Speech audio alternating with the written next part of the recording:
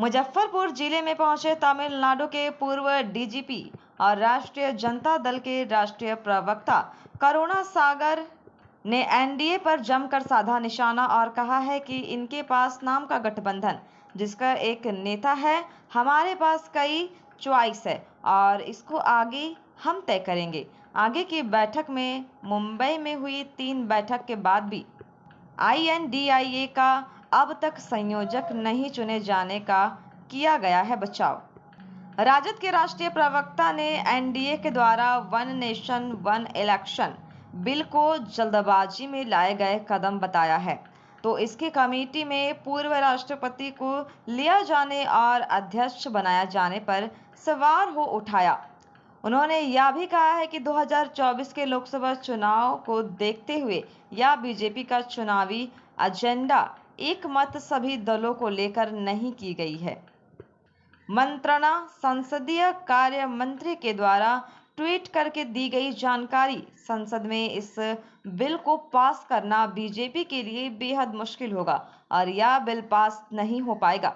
INDIA गठबंधन को लेकर के भी एनडीए पर साधा निशाना और कहा यह देश की मांग है और इसे देश भर के सभी महत्वपूर्ण पार्टी और नेताओं ने एक साथ फैसला लेकर के नीति को तय किया है और हम इसमें पूरी तरह से कामयाब होंगे और संघीय ढांचे को तोड़ने वाले को बाहर करेंगे।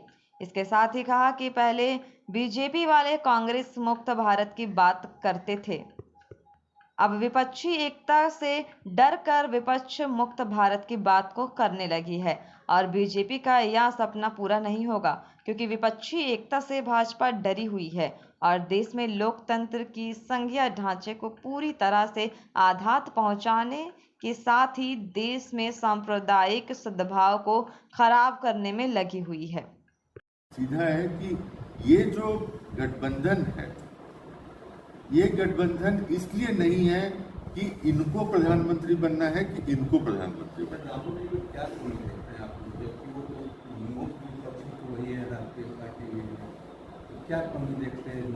बिल्कुल कोई कमी नहीं है। इनफैक्ट देखिए, एनडीए में तो एक चेहरा है और पूरा एनडीए एक चेहरे के इर्द गिर्द घूम रहा है और एक इंसान को सत्ता में रखने के लिए एनडीए का निर्माण हुआ है। जबकि इंडिया में अगर आप कल ही देखिए तो 6 मुख्यमंत्री उसमें पार्टिसिपेट किए और बहुत सारे पूर्व मुख्यमंत्री, पूर्व केंद्र मंत्री और देश के सबसे शीर्ष नेता इसमें पार्टिसिपेट किए। तो अगर आप प्रधानमंत्री की बात करते हैं तो इनमें सभी को प्रधानमंत्री बनने का सभी में गुण है। जिसको ये जिम्मेवारी दी जाएगी, नहीं, जिसको ये जिम्मेवारी दी जाएगी वो प्रधानमंत्री का दायित्व निभा सकते हैं। कहाँ एक और यहाँ इतने सारे लोग, तो हमारे पास तो बहुत चॉइस है। आप देखिए, हर आदमी क्या चाहता है कि हमारे पास चॉइस हो, चुनने की आज़ादी हो। अगर हमारे पास एक ही है तो हम और क्या कर सकते हैं? ऑल्टरनेटिव तो है ही नहीं।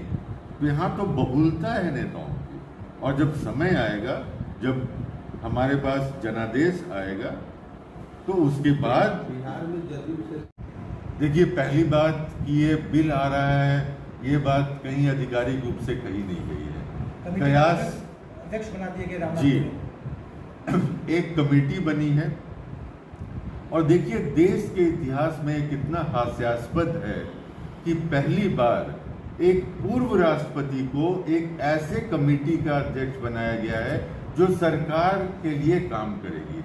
आज तक भारत के इतिहास में ऐसी घटना नहीं हुई है। दूसरी बात, अगर कल को ये बिल के रूप में लाने की कोशिश भी की जाए तो कम से कम 5 संवैधानिक संशोधन की जरूरत है और इस संविधान के संशोधन के लिए दोनों हाउस में 2/3 मेजॉरिटी चाहिए, जो बिल्कुल कहीं दूर दूर तक नहीं है। तीसरी बात, इसको रेटिफाई करने के लिए, क्योंकि ये इंडिया के फेडरल स्ट्रक्चर से संबंध रखता है, जो हमारा संघीय ढांचा है उससे संबंध रखता है, कम से कम आधे राज्यों की सहमति चाहिए, वो भी लेना मुश्किल है। तो 8 साल से इस तरह का ट्रायल बलून उड़ाया जा रहा है और आगे भी उड़ाया जाएगा। मेरी ये सोच है कि ये जो 2 दिन पहले जो 2 घोषणाएं की गई कि पार्लियामेंट का विशेष सत्र बुलाया जा रहा है, और देखिए इसमें अपोजिशन के साथ किसी पार्टियों के साथ बात नहीं की गई।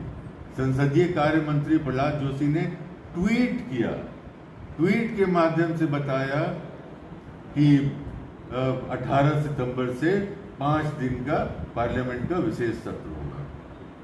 दूसरी बात, प्रेस के द्वारा ये अफवाहें फैलाई गई कि इस तरह की बिल आ सकती है, उस तरह की बिल आ सकती है, और फिर ये 1 नेशन 1 इलेक्शन, इसकी बात तो बहुत पहले भी हो चुकी है। इसकी बात हमारे राष्ट्रपति ने पहले की है, जो उस कमेटी के अध्यक्ष हैं, उन्होंने पहले इसका समर्थन किया है।